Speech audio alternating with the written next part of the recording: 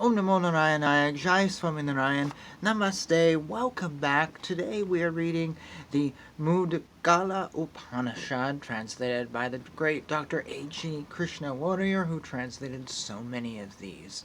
And we are so thankful for his service, because it is very hard to find all 108 in English. We shall explain the Purusha Sukta. In 1,000-headed, 1,000 means countless. The word 10 fingers means infinite distance. By the first stanza, Vishnu's pervasion in space is stated. By the second stanza, the pervasion in time. The third speaks of his giving liberation. The glory of Vishnu is given in Etavan, or so much is his greatness. The same stanza states his fourfold nature. Tripad, etc., speaks of the glory of Aniruddha. From Purushena, the sacrifice of creation is stated, as well as moksha. In Tasmad, world creations are stated. Vedaham speaks of Hari's glory.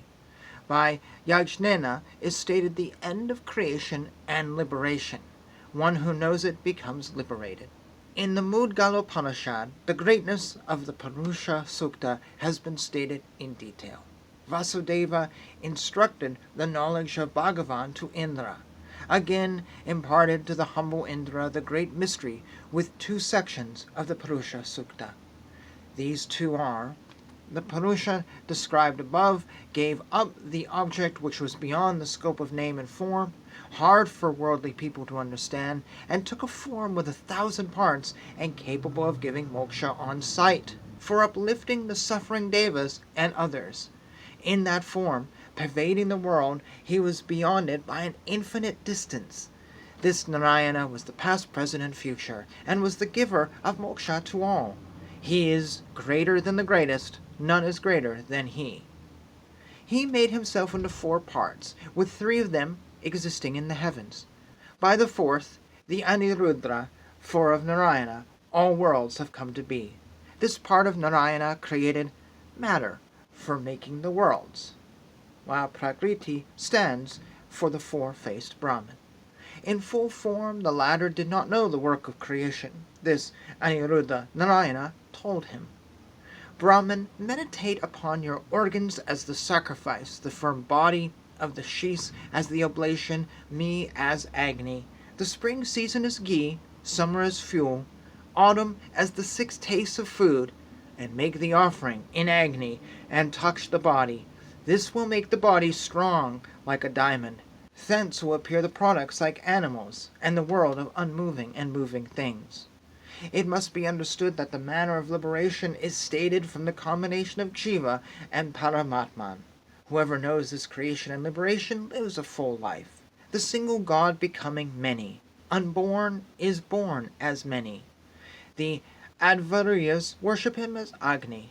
This, as Yajus, unites everything. The Samavedans worship him as Saman. All was established in him. The serpents meditate on him as poison. The knowers of snake lore as snake, gods as energy, men as wealth, demons as magic, the manes as sustenance, the knowers of the subhuman as superhuman, Gandharvas as beauty, Apsaras as perfume. He becomes whatever he is worshipped, so one should think, I am the Supreme Being, and will become that who knows this. Beyond the threefold misery, free from the layers devoid of the 6 waves, other than the 5 sheaths, unaffected by the 6 transformations, is the Brahman. The 3 miseries are bodily disease, robbers and wild animals, rains, and things of nature. They relate to agents, action, and effect. Knower, knowledge, and the known. Experiencer, experience, and the experienced. The 6 layers are skin, flesh, blood, bones, tendons, and marrow. The 6 enemies are lust, etc. The 5 sheaths are those with food, vital airs, mind, cognition, and bliss. The 6 transformations are being, birth, growth, change, decline, and destruction. The 6 waves are hunger, thirst, sorrow, delusion, old age, and death. The 6 delusions are about family, lineage, class, caste, stations, and form. Through contact with the Supreme Spirit becomes the Jiva, he is none other. He who studies this is purified in fire, wind, and sun, has health and wealth, becomes rich in children and grandchildren, a scholar, purified from great sin, drink, improper contact with mother, daughter and daughter-in-law, stealing gold, forgetting Vedic learning, failure to serve others, sacrificing for the unfit, eating what should not be, wrong gifts, contact with another's wife, unaffected by lust, etc., becomes the pristine Brahman in this birth. Therefore one should not impart to an uninitiated person this Purusha Sukta, which is a secret, nor to one who does not know the Vedas, a non-sacrificer, a non-Vaishnava, non-yogin, a talkative person, a harsh talker, one who takes more than a year to learn, the discontented. The Guru shall impart this in a pure place, on a sacred star, after regulating the vital airs to the humble disciple in the right ear. It should not be done too often, it would become stale, but as often as needed in the ear. Thus both the teacher and the taught will become Purusha in this birth. Thus ends the Mudgala Upanishad, which, like many of the Upanishads, requires some external knowledge. He is describing the Purusha Sukta. He doesn't give it here. He gives parts of it here. You're going to have to go and find it, and I'm sorry for that. I think this is a problem. Well, it's not really a problem. It's a problem from our point of view today. When I make this in the 2020s, we do not have the information in our heads that a Vedic scholar, I believe, would have had who this was being relayed to for maybe the first time or early on. Someone who was living however long ago when this was composed would have known things, maybe would have read the Purusha Sukta, would have had questions that we just don't have. We don't have that knowledge.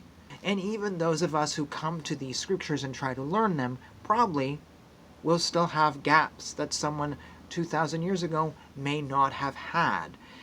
Thus, leaving many of these Upanishads a little bit hard to figure out sometimes. And thus we're like, okay, alright, we're a little bit lost, and it can be disappointing, and it makes you feel defeatist. So that being said, though, I do want to mention one little part here that actually relates to something I was just reading like 2 nights ago. It said the single God becoming many. Unborn is born as many. The Advayus worship him as Agni, the Samavedas as Saman, the serpents meditate on him as poison, etc., etc. He becomes whatever he is worshipped on. That's interesting, and I sometimes see that debated. Like, in Christianity, Jesus came as Jesus. That's kind of it. And now we learn about him through the books. But in Sanatana Dharma, God comes in many forms. There are countless forms. And I was literally just reading about this in the Vakshanamrut last night. So let me pull that up and bring some light to this otherwise maybe confusing, or I don't know what word we could describe this Upanishad since we don't know the Purusha Sukta. But we can bring some light to part of it at least with the Vakshanamrut. So I have here the Vakshanamrut, the Wisdom of the Trees from Narayan. This is the BAPS translation, which just happened to be the one I had sitting on the table over here. In Loya 4, someone says, there are countless millions of Brahmans. In those Brahmans, does the form of God appear the same as the form in this Brahman at the present time, or not? Shri Krishna, Narayan, always has a human form, and that form of God is forever Satya. However, that same God appears sometimes as Matsya, Kaksha, Vara, Narasena, and countless other forms. How should this be understood, Maharaji?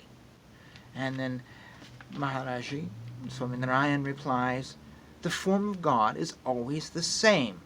Even then, by his own wish, God shows his form wherever and in whatever form is required. He always has 2 arms, but by his wish at times he shows 4 arms or 8 arms or countless arms. He also manifests in different forms. He manifests whichever form is appropriate for the place, but in fact he always resides in his abode in one form.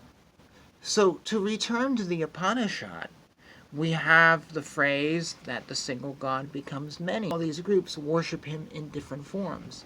But yet, according to the wisdom of Sri Swaminarayan, that's not quite true. The words fool us. It's not that God has many different forms and there are many different gods, but God chooses to show himself in different ways, at different places, and different times.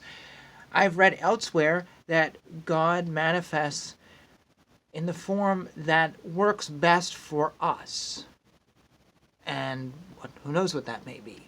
So for me, God may need to be manifested as a human being. I, who has a fear of snakes, might be absolutely mortified if God showed up right now as a copperhead snake, and I wouldn't worship him at all. So God doesn't do that. So I just say this, it might be very apparent to many of you that God does that, but I see these debates all the time, and oh, well, because he manifests differently, it's a completely different God, and whatever, and it goes into this whole of there are 33 million gods in Hinduism that we see all the time, and there are demigods, there are other gods, but when we are talking about the manifestation of the Lord himself, he has many forms that he chooses to come to us in, not just one. And we are blessed in whatever form he may choose to appear in. That's the key. We shouldn't hope, well, I wanted that form, and instead I got this one. Alright, so that's all I can really say about this Upanishad. There's other things in here that we've actually seen in other Upanishads, but without having read the Purusha Sukta, there is a lot of context that is lost, so I'm just going to leave it here. Say thank you for watching. Jai Shri Krishna, Jai Shri Swaminarayan, Hare Krishna, Krishna Krishna, Hare Hare, Hare Rama, Rama Rama, Hare Hare.